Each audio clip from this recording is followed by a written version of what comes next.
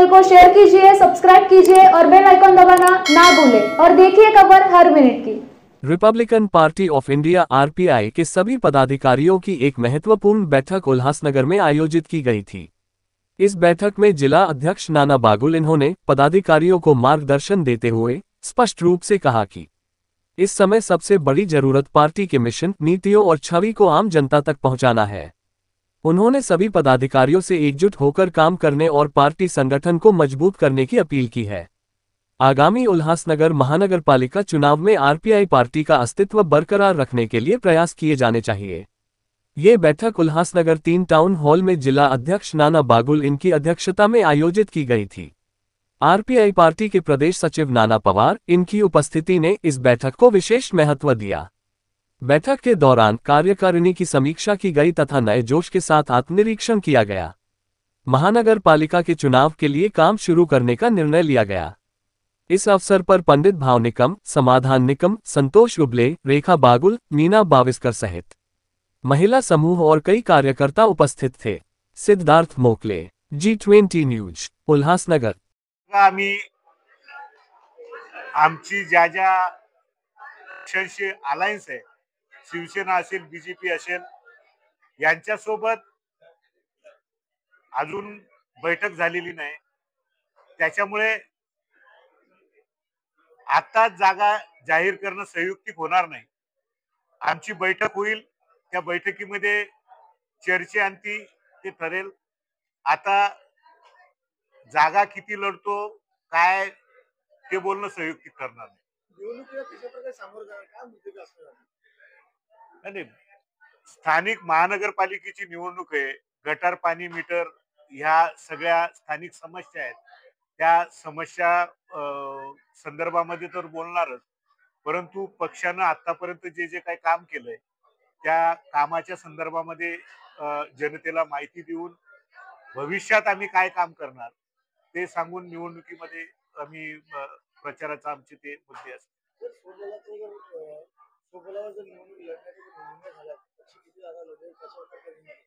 सगळ्याच लढू ना, 79 जागा ज्या असतील, 78-79 त्या सर्व जागा लढू। बाळा, आता एक तर मुद्दा असा आहे की आम्ही बसून ठरवलेलं आहे आमच्या निवडून येणाऱ्या प्रमुख जागा किती आहेत, त्या संदर्भामध्ये आताच उहापोह करणं संयुक्तिक नाही। आम्ही योग्य वेळ आल्यावर अजून 2-3 महिने निवडणूक लांबणीवर आहे। निवडणूक जशी जशी जवळ येईल तसे तसे त्या पद्धतीनं आम्ही आमची भूमिका, जागा किती लढवणार, कुठल्या कुठल्या प्रमुख जागा असतील, ह्या सविस्तर पत्रकार परिषदेत सांगितले जाते। उल्हासनगर शहरामध्ये माननीय नामदार रामदासजी आठवले साहेब यांच्यावर विश्वास ठेवणारा कार्यकर्ता बहुसंख्य आहे। या शहरामध्ये मागासवर्गीय नागरिकांचं प्रमाण जास्त आहे। त्याच्यामुळे रिपब्लिकन पक्षाला जोडलेला कार्यकर्ता भरपूर आहे। आज तुम्ही बघितलं, हा हॉल खचाखच भरलेला होता आणि कार्यकर्त्यांमध्ये उत्सुकता आहे। नाना बागुल रिपब्लिकन पक्षाचा जिल्हा अध्यक्ष आहे। कार्यकर्त्यांपासून नेत्यापर्यंत प्रत्येकाची अपेक्षा आहे की जास्तीत जास्त नगरसेवक निवडून येतील नानांच्या नेतृत्वाखाली, आणि म्हणून त्या अपेक्षेनं कार्यकर्ता उत्साहपूर्ण सहभागी होते। पक्षामध्ये इतर समाजाचे कार्यकर्ते, आज तुम्ही बैठकीमध्ये बघितलं, पंजाबी बांधव आहेत, ओबीसी बांधव आहेत, सर्व समावेशक। आता पुढच्या बैठकीला कमीत कमी 8-10 शिंदे बांधव जे प्रमुख आहेत, माजी नगरसेवक असतील, ते सुद्धा डॉक्टर आहेत, अशी लोक पक्षामध्ये सहभागी होत आहेत।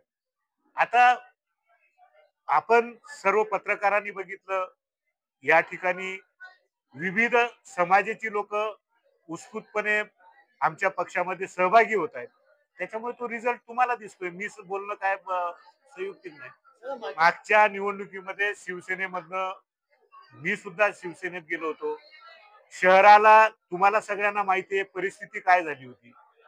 परिस्थितीनुसार मी शिवसेनेत गेलो होतो आणि शिवसेनेमध्ये प्रवेश करतानाच मी पत्रकारांसमोर जाहीर केलं होतं की मी शरीरानं शिवसेनेत चाललोय. मी विचारानं रिपब्लिकन चळवळी सोबत आहे आणि तुम्हाला दिसलंय की कशा पद्धतीने मी परत पक्षामध्ये रामदासजी आठवले साहेबांनी आदेश दिला म्हणून पक्षामध्ये एंट्री केली आणि शिवसेनेत जरी होतो तरी शिवसेना, बीजेपी आणि रिपब्लिकन पक्ष या तिघांची युती होती आणि आजही युती आहे. युतीमधल्याच पक्षासोबत मी गेलो होतो, युतीमधल्याच पक्षामध्ये आहे. 2 नगरसेवक पदासाठी उभे राहतील का 3 राहतील हे वेळ ठरवेल. ते नेते रामदासजी आठवले साहेब राष्ट्रीय नेते आहेत. ते त्यांच्या लेवलवर तो एकत्र येण्याचा विचार ठरवतील. त्यांनी जो निर्णय घेतला मी त्यांचा कार्यकर्ता म्हणून तो फॉलो करेन ना. मला तर अधिकार नाही ते त्यांची एकत्र बसून त्यांना एकत्र आणण्याचा. ते जो निर्णय घेतील तो निर्णय आम्ही अंमलात आणू.